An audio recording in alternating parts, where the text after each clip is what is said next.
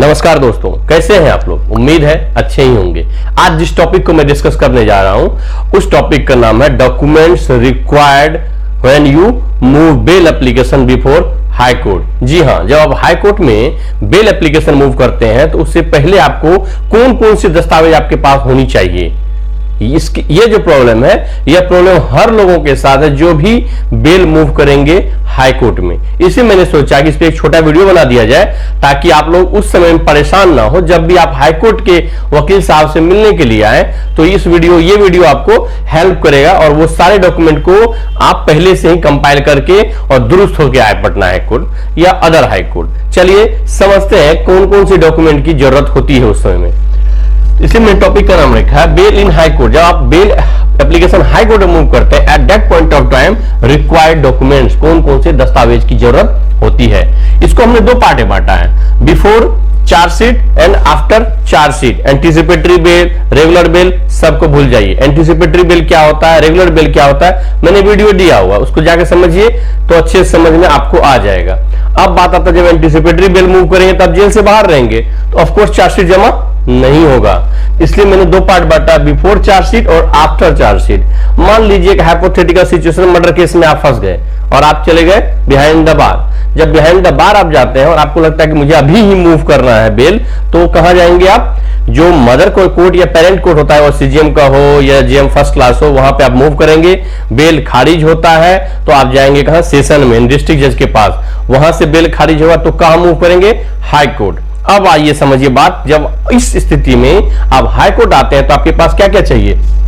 उस समय में चार्जशीट जमा नहीं होगा क्योंकि तुरंत घटना घटी है, अनुसंधान जारी है।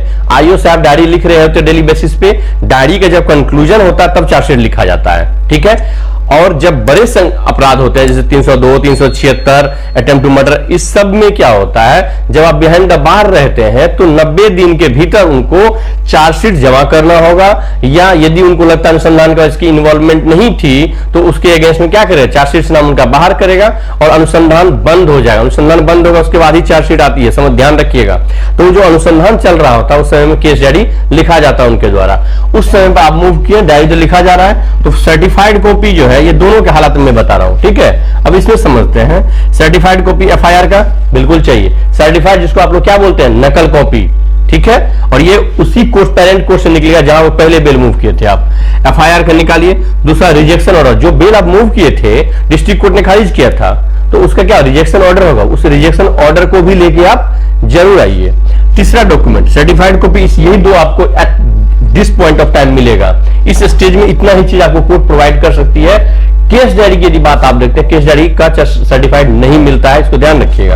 अब वही तीसरा, वकालतनामा का, कैसा वकालतनामा, साइंड वकालतनामा। पटना हाईकोर्ट के वकील साहब से यदि बात हो रखी है तो उनसे आप वकालतनामा मंगवा लीजिए। या अमूमन हर डिस्ट्रिक्ट कोर्ट में आपको पटना हाईकोर्ट का वकालतनामा किसी पान दुकान में या किसी स्टेशनरी शॉप में मिल जाएगा, वहां से लीजिए आप और उसको जेल भेजिए, जेल से साइन कराइए। किसका, एक्यूज का, जिसका बेल मूव करना चाहते हैं आप, वकालतनामा ले लिए।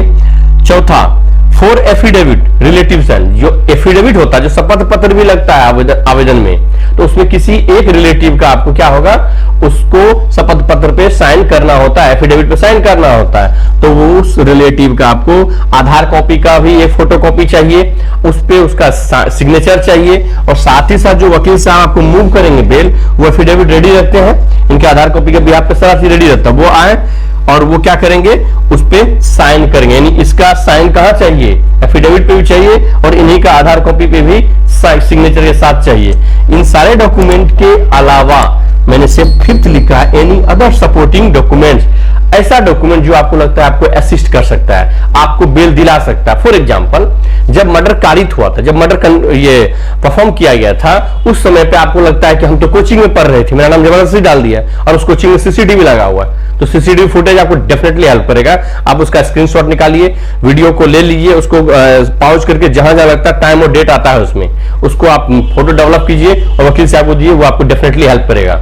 या आपको लगता है कि आप किसी अदर सिटी में थे और मॉल में थे उस टाइम में, या कहीं ऐसे जगह से जहां सीसीटीवी थी, तो वो सब क्या होगा, सपोर्टिंग डॉक्यूमेंट्स होगा, ठीक है। साथ में कभी कभी देखिएगा केस डायरी, लोग लोअर कोर्ट से केस डायरी भी ऊपर कर लेते हैं, एज पर द लॉ जब तक चार्जशीट जमा नहीं होता केस डायरी आपको नहीं मिलना चाहिए, लेकिन कुछ कुछ लोग ऊपर कर लेते हैं। कैसे करते हैं मुझे नहीं पता, यदि वो भी है तो वो भी अपने एडवोकेट को मुहैया कराइए और उस केस डायरी के आधार पे बिल मिलना आसान होता है। वहां पे कुछ पॉइंट्स उनको मिल जाएगा जो सपोर्टिंग पॉइंट्स होगा, तो अपने ड्राफ्ट में उसको डेफिनेटली यूज करेंगे और यहां पे बिल मिल जाएगा। अब आइए इस स्टेज पे आपने बिल मूव किया, खारिज हो गया, तो फिर आपको 6 महीने साल भर बाद मूव करना होता है कोर्ट में।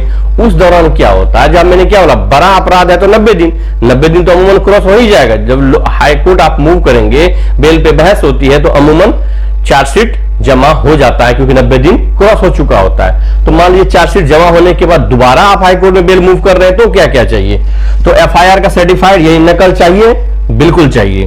दूसरा रिजेक्शन ऑर्डर, जो आप फिर बेल मूव किए थे रिजेक्शन ऑर्डर होगा, उसका सर्टिफाइड कॉपी यानी नकल बिल्कुल चाहिए। अब समझिए चार्जशीट जमा हो चुका है भाई साहब, चार्जशीट जमा होने के बाद डायरी लिखना बंद, तो चार्जशीट का भी आप सर्टिफाइड कॉपी निकाल लें।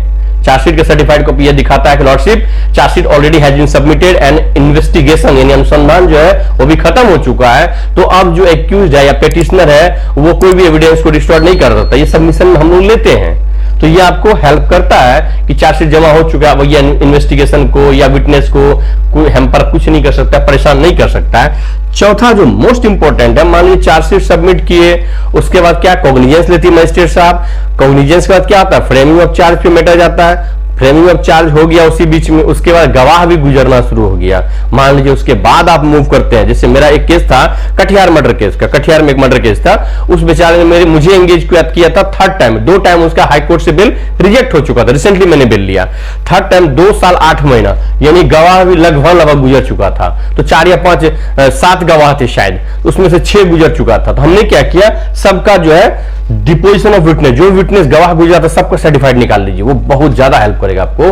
और वहां से यदि एडवोकेट साहब आपके इंडस्ट्रियस होंगे, हार्ड लेबर और पूरा उस पर फोकस करेंगे, तो वो चीज बहुत कुछ हेल्प करता है। गवाह जो गुजरते हैं वहां बैच क्रॉस होता है, चीफ होता है, उस सब गवाह का जो बयान का सर्टिफाइड निकालेंगे, तो यहां भी उनको जो काम का चीज उसको लगाएंगे, जो काम का चीज नहीं लगाएंगे। लेकिन आप क्या कीजिए, पूरा निकाल लीजिए, 5 गवाह गुजरा, 3 गवाह गुजरा, कोई दिक्कत नहीं है, इसका सर्टिफाइड निकालिए, इतना तक सर्टिफाइड निकलेगा। ये जो मैंने दे रखा है इसमें सर्टिफाइड नहीं आता, इसलिए मैंने इसमें रेट से डिवाइड कर रखा। अब समझिए इतना तो आप इसमें किए। 5वां वकालतनामा यहां भी लगेगा, आप भेजिए जेल प्रेमिसेस में, वहां से साइन होकर अगले दिन आपको मिल जाएगा। वकालतनामा लेके आइए एक्यूज का, उसका फिर फॉर एफिडेविट आपको रिलेटिव का सिग्नेचर चाहिए होगा, उसी रिलेटिव का आधार कॉपी का फोटोकॉपी और उस पर सिग्नेचर चाहिए होगा, और उसको एनी सपोर्टिंग डॉक्यूमेंट सेम चीज। यदि आपको डायरी मिल चुका है तो डायरी भी लेके आइए। कोई आपको फोटो है, यानी मान लीजिए कि 376 में रेप केस में आपको फंसा दिया गया है और आपके पास कुछ सपोर्टिंग डॉक्यूमेंट्स है, उसमें कोई फोटो हो या कुछ हो, तो आपको लगता है कि आपका सपोर्टिंग डॉक्यूमेंट्स है, कुछ हेल्प कर सकता है, वकील हिसाब से डिस्कस कीजिए। वो बोलते हैं हाँ लेके आइए, आप डेफिनेटली लेके आइए। ये सब सारे डॉक्यूमेंट्स यदि लेके आप आते हैं तो बार बार आपको हाई कोर्ट के लिए उस हाई कोर्ट के प्लेस पे आने की जरूरत नहीं पड़ेगी, एक ही बार में सब कुछ लेके आएंगे, सारी बात को नरेट करेंगे, वकील साहब का भी टाइम बचेगा, आपका भी टाइम बचेगा और आपका मनी भी बचेगा। यदि यह वीडियो का सारा चीज को आपको समझ में कहीं कठिनाई है, पॉज कीजिए, फिर इसको देखिए सेपरेटली और इसको सारा लिस्ट बना के सारा डॉक्यूमेंट लेके आप आइए, तो इससे क्या होगा, काफी हेल्पफुल होगा। यदि आप लोगों को मेरा वीडियो अच्छा लगा हो तो कृपया करके इसे हर उस जन तक पहुंचाएं जो पढ़े लिखे नहीं है, सिर्फ अभाव में, नॉलेज के, इंफॉर्मेशन के लैक ऑफ इंफॉर्मेशन में वो बेचारे परेशान भी होते हैं, पैसे से ही परेशानी होती है और टाइम भी किल होता है। इसलिए यदि मेरा वीडियो आप लोग को अच्छा लगा हो कृपया करके इसे लाइक करें, सब्सक्राइब करें और औरों के साथ साझा करें। जय हिंद।